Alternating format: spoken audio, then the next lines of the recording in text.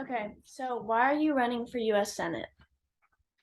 I'm running in for U.S. Senate because I'm concerned about our democracy and about women's rights that Jerry Moran has been unwilling to stand up for.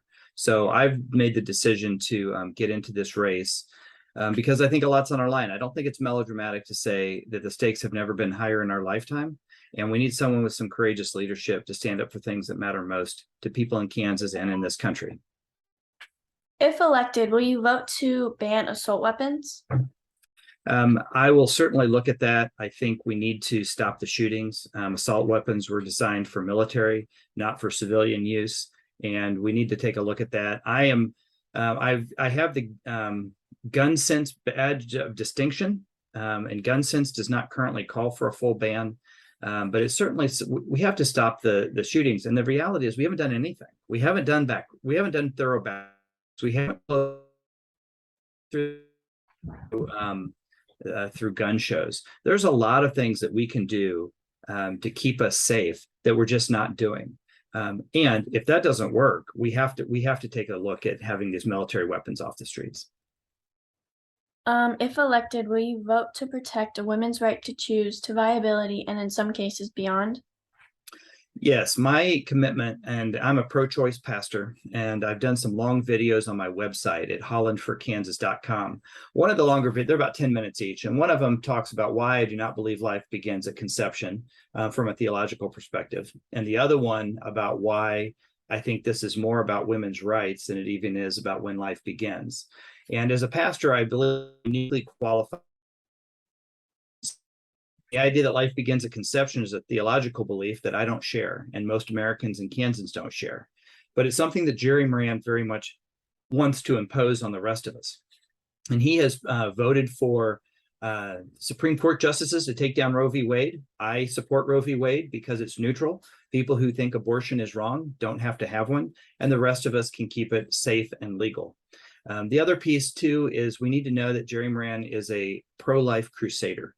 He has sponsored in his time in Congress 75 different bills limiting women's choice and access to health care, as well as access to birth control.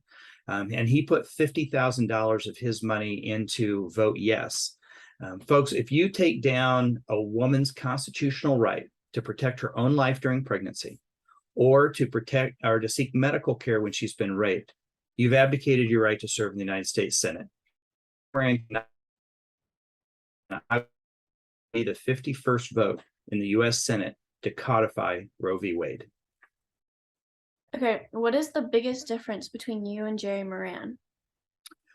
Well, I think the biggest difference is that I share values of common sense and leadership. I say all the time, both as a pastor, we don't sit on the left or right side of the church, depending on whether we're Democrat or Republican. And at the city, there's no Democrat or Republican way to pave a street. We need to solve problems. And I can work with people who are left or right of center, but if you can't see the center from where you're standing, you're likely standing in the wrong place. And Jerry Moran is standing with the extremists right now. He's taken an extremist view on women's health and rights. He's taken an extremist view on guns. When we passed the modest gun reform just 2 months ago, the moderate Republicans voted for it, and Jerry Moran voted with the extremists. He has taken an extreme view on refusing to view on prescription drugs. He refused to allow the Medicare to negotiate the best price for medication for our seniors. So the biggest difference between Jerry Moran and I is I'm a moderate and Jerry Moran is an extremist. And while it's been a long time since we've elected a Democrat to the U.S. Senate from Kansas, it's not been that long ago that we elected moderates. And that's where we need to get back to. And that's the biggest difference between the two of us. What are the three biggest issues facing Kansans? I think the biggest issues facing Kansas, well, right now, women's rights is, I think, front and center. The attempt by the Republicans, including Jerry Moran, to take away a woman's constitutional right to make decisions about her own body is front and center. That's top of mind. Another big issue is wages. Jerry Moran has worked to keep wages down. His minimum wage is $7.25 an hour. It's been that way since 2009. And he also voted against the infrastructure bill that moderate Republicans voted for.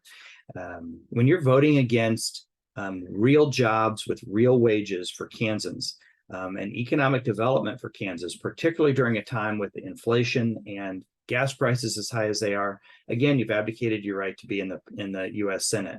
So I would say women's rights is one. I would say wages is another, and I also think climate. If you look at the farmers, they're really struggling right now because of the lack of rain and the increased heat that's hurting Kansas farmers. It's a myth that we can't address climate change and grow our economy. Jerry Moran is caught up in that culture war, and we need some leadership to push through it. So I would say those are three of the critical issues facing Kansans right now. Okay, that's it. Thank you. Okay, well, thank you very much. I appreciate the opportunity to speak, and I appreciate what the Women for Kansas are doing. We need a great opportunity election, and I believe we will be the Georgia of the Midwest, and we'll do it by working together. Thank you.